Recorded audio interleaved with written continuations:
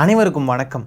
நேத்திக்கு திருச்சி ஏர்போர்ட்டில் வச்சு சாட்டை துரைமுருகன் கிட்ட போலீஸார் கத்தியை பறிமுதல் பண்ணியிருக்காங்க. கத்தியோட போயிருக்கானுங்க ரவுடி ராஸ்கல்ஸ். என்னாச்சு ஏதாச்சு அப்படின்ற எல்லா விவரத்தையும் நம்ம இந்த வீடியோவில் தெளிவாக பார்க்கலாம். இப்போ வாங்க வீடியோக்குள்ளே போயிடலாம். நம்ம திருச்சி டிஐஜி வருண்குமார் அவர்கள் சைமன் செபாஸ்டியன் மேலே ஒரு வழக்கு தொடுத்திருந்தார். அந்த வழக்கில் ஆஜராகிறதுக்காக சைமன் செபாஸ்டியன் நேத்திக்கு திருச்சி வந்திருக்கான். அந்த நேரம் தான் இந்த சம்பவம் நடந்திருக்கு. ஏர்போர்ட்டில் சாட்டை துரைமுருகன் வச்சுருந்த அந்த கத்தி, அந்த பயங்கரமான ஒரு ஆயுதம் வச்சுருந்தான். அந்த ஆயுதத்தோட பேர் என்ன அப்படின்னு பார்த்தீங்கன்னா ஸ்விஸ் நைஃப் அப்படின்னு சொல்லுவாங்க. அந்த நைஃப்பில் பாட்டில் ஓப்பனர்லாம் இருக்குங்க. கத்தியும் இருக்கும், பாட்டில் ஓப்பனர் இருக்கும். எங்கே பார்த்தாலும் பாட்டில் ஓப்பனரோடையே போகிறானுங்க. என்னவா இருக்கும்? பாட்டில் மூடிய பல்ல வச்சு திறக்கிறது கஷ்டமாக இருக்குன்னு சொல்லிட்டு பாட்டில் ஓப்பனரே கையோட தூக்கிட்டு போகிறாங்க பாருங்கள். அதுவும் கீச்செயினில். எஸ், இந்த பாட்டில் ஓப்பனரு, கத்தி எல்லாமே சேர்ந்து ஒரு கீச்செயினுங்க. அதுதான் இந்த ஸ்விஸ் நைஃப் அப்படின்னு சொல்லப்படுறது. அனைவருக்கும் வணக்கம். திருச்சி விமான நிலையத்தில் பரபரப்பு. பாதுகாப்பு அதிகாரிகள் புடைசூழ ஆயுதத்தை கைப்பற்றினர். விமான நிலையத்தில் கத்தி பேசும் சீமானிடம் கத்தி வந்தது எப்படி? சீமானுடன் சென்ற சாட்டை துரைமுருகன் பைக்குள்ளே ஆயுதம் வந்தது எப்படி? அந்த ஆயுதத்தை எதற்காக கொண்டு சென்றார்? திருச்சி நீதிமன்றம் சென்றுவிட்டு விமானத்தில் நுழைந்த பொழுது அதிகாரிகள் சுற்றி வளைத்தனர் அப்படின்னு பல்வேறு ஊடகங்கள்ல செய்தி போட்டிருந்தாங்க. அப்படியெல்லாம் ஒரு மயிரம் இல்லை. கத்தியுடன் வந்த கபோதி, திருச்சி விமான நிலையத்தில் பரபரப்பு, இந்த மாதிரி சிம்பிளாக தான் இருந்துச்சு அந்த செய்தி. இவனுங்க மிகைப்படுத்தி பேசுகிற மாதிரிலாம் எங்கேயும் செய்தி வரல. அந்த அளவுக்கு இவனுங்க வர்த்தில்லைன்றதும் நமக்கு நல்லாவே தெரியும். சரி, இந்த கத்தியுடன் கூடிய கீச்செயின் இருக்கு இல்லையா, இந்த கீச்செயினை எங்கே வாங்கினாங்க அப்படின்னு பார்த்தீங்கன்னா அமேசானில் வாங்கினாங்களாமா. அது எதுக்காக அப்படின்னா அவர் கார் சாவியில் தொங்க போடுறதுக்காமா. இப்போ அவருடைய கார் எங்கே நிற்கிதுன்னு, அதாவது இதெல்லாம் நான் சொல்கிறதெல்லாம் இந்த வீடியோவில் அவர் பேசுகிறது தான். அவருடைய வீடியோவில் பேசுகிறது இவர் அவனோட வீடியோவில் பேசுகிறதுங்க. சே, இந்த மரியாதை கொடுக்கறது இருக்குது பாருங்க, நம்மளை விட்டு போக மாட்டேங்குதுங்க. எவனுக்கெல்லாம் கொடுக்கக்கூடாதான் அவனுக்கெல்லாம் நம்ம மரியாதை கொடுக்குறது பாருங்க. ரொம்ப ரொம்ப தவறான விஷயங்க இதெல்லாம். சரி, இப்போ என்ன மேட்ரு அப்படின்னு பார்த்தீங்கன்னா, இவன் காருக்கு வாங்கின கீச்சேனா இது.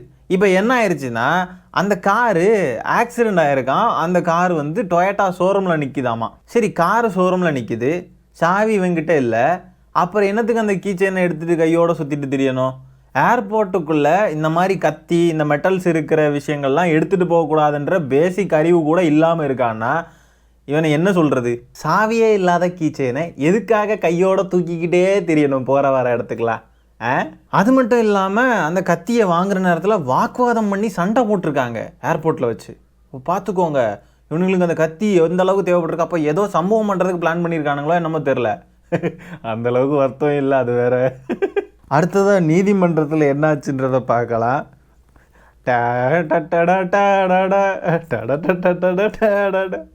ஆஃப்டர் ஆல் நீ ஒரு ஐபிஎஸ், என்னடா பண்ண முடியும்? நான் இங்கே தான்டா இருப்பேன். அந்த வாய் இப்போ எங்கே வந்து நிற்கிது பாருங்க. இப்படி குற்றவாளி கூண்டில் ஏறிட்டியே சைமா. நேத்தைக்கு உச்ச நீதிமன்றத்தில் ஆளுநருக்கு எதிராக வழக்கு தொடர்ந்து நம்ம திமுக அரசு வந்துட்டு வெற்றி பெற்றிருக்கு. ஆளுநருக்கு எதிராக தீர்ப்பு வந்திருக்கு. ஆனால் இங்கே பாருங்க, வருண்குமார் அவர்களையும் அவருடைய குடும்பத்தையும் அபியூஸ் பண்ண கேஸுக்கு மாட்டிக்கிட்டு இந்த பீஸு போய் கோர்ட்டில் நின்றுக்கிட்டு இருக்கு. இந்த லட்சணத்தில் நீ திமுகவுக்கு சவால் விடுற? அது மட்டும் இல்லாமல் நீதிபதி கூப்பிடுறதுக்கு முன்னாடியே நீதிமன்றத்துக்குள்ளே போயிருக்காப்புல இவர். நீதிபதி டென்ஷன் ஆகி நான் கூப்பிடாம என்னத்துக்கு உள்ளே வந்த அப்படின்னு சொல்லி செருப்பு கழட்டி அடித்து அனுப்பியிருக்காரு. நீதிமன்றத்திலே கேவலப்பட்டு அதுக்கப்புறம் வெளியே வந்து நின்றுருக்கான் இந்த சைமன் செபாஸ்டியன். ஏன் நாடு ஏன் நிலம், நான் தான் பிரதமர், நான் தான் அதிபர். என்ன சிரிக்கிற? அதிபருக்கு வந்த சோதனையை பார்த்தீங்களா ஃப்ரெண்ட்ஸ்? சே, பாவம் அதிபர். எல்லாரும் நம்ம தப்பு பண்ணிட்டோம், நம்ம என்ன நினச்சாலும் இனிமேல் சைமனை ஒன்றுமே பண்ண முடியாதான். அடுத்தது பார்த்தீங்கன்னா நம்மளாம் தொட முடியாத உச்சத்துக்கு அவர் போயிட்டாராமா. ஆனால் பாருங்கள், இந்த பசங்க எல்லாமே சின்ன பசங்க, 18 to 30 இருக்கிற பசங்க தான் எல்லாமே. பார்த்தீங்கன்னா தெரியும்.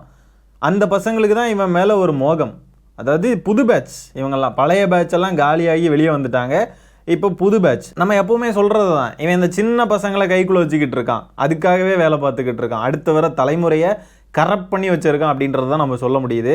இவன் ஒரு பக்கம் இந்த வேலையை பார்க்க, இன்னொரு பக்கம் தாவேகா தலைவர் விஜய் அவர்கள், இவர் தொட முடியாத உச்சத்துக்கு போயிட்டாராமா. அப்படின்னா ஏன் இன்னும் டெபாசிட்டே வாங்க முடியல? டெபாசிட் வாங்காதவனையெல்லாம் தொட முடியாத உச்சம்னு சொல்லி புகழ்றானுங்க. என்னடா உச்சத்துக்கு போனாவன்? இந்த டம்மி பயலுக்கு ஏதோ பெரிய இவன் மாதிரி பில்டப்பு.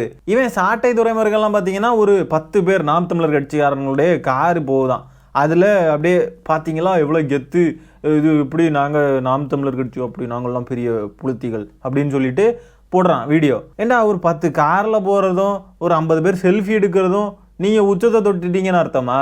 அப்படி பார்த்தா உங்களை விட சினிமா நடிகர்கள் நடிகைகள்லாம் பெரிய உச்சத்தில் இருக்காங்களே, நீங்கள்லாம் கனவுல கூட தொட முடியாது அந்த உச்சத்தையெல்லாம். இவனுங்கள்லாம் ஏற்றி விட்டு அவன் போலீஸ் ஸ்டேஷன் கோர்ட்டுன்னு ஏறி இறங்கிட்டு இருக்கான். ஆமாம், யாரும் தொட முடியாத உயரம் தாங்க. இந்த உயரத்தையெல்லாம் யாராவது தொடறதுக்கு ஆசைப்படுவாங்களா? கரெக்டு தான். 50 பேரை சுற்றி விட்டு செல்ஃபி எடுக்க வச்சா அவன் உச்சத்துக்கு போயிட்டானா, உச்சம் அடைஞ்சிட்டாரு. ஐயோ, அப்போ 50 பேரை கூப்பிட்டு வச்சு செல்ஃபி எடுக்க முடிஞ்சவங்களாம் உச்சத்தில் இருக்கிறவன் அப்படிதானே? ஓ, இதே ஃபார்முலால தான் இப்போ விஜய் அவர்களும் இருக்காரோ, உச்சத்துல இருந்து வரேன். அப்போ 50 பேர் செல்ஃபி எடுக்க இருக்கிறதுனால தான் அவரும் உச்சத்துல இருந்து வரேன்னு சொல்லிக்கிட்டு இருக்காரு போல. ஆளுநர் இல்லை, இந்த நாட்டில் வாழ்கிற எல்லா குடிமக்களும் அரசியல் பேசணும், அரசியல் செய்யணும். அதில் என்ன இருக்கு? ஆளுநர் அரசியல் இல்லாமல் ஆளுநர் ஆனாரா? அரசியல் இல்லாமல் ஆளுநர் ஆயிட்டாரா? ஒரு அரசியல் தானே அவர் ஆளுநராக நியமிச்சிருக்கு. அப்போ அவருக்கு அரிசி பருப்பு தேவைப்படுதுல, பசிக்குதுல, தண்ணி தேவைப்படுதுல, இவன் எல்லாரும் அரசியல் பேசி ஆகணும். ஆளுநருங்கிறது ஒரு தொங்கு சதை. இந்த பாருங்க 5 விரல் இருக்கா, இங்கிட்ட ஒரு விரல் தனியா இருந்தா அது இதை மடக்கினா அது மடங்காது, இதை நீட்டினா அது நீட்டாது. அது ஒரு தொல்லை. மக்களால் தேர்வு செய்யப்பட்ட அதிகாரத்துக்குத்தான், தலைவர்களுக்குத்தான் அதிகாரம் இருக்கணும். மக்களின் நலன் சார்ந்து சட்டங்கள் திட்டங்கள் தீட்டிக் கொள்வதற்கு உரிமை இருக்கணும். அதை விட்டுட்டு ஒரு நியமன உறுப்பினருக்கு அதிக அளவு அதிகாரம் இருக்கும்னா அப்ப மக்களாட்சிங்கிற கோட்பாடு இருக்குல்ல, அது கேள்விக்குறியாயிரும். அதை தான் ரொம்ப நாளா சொல்லிக்கிட்டு இருக்கோம்.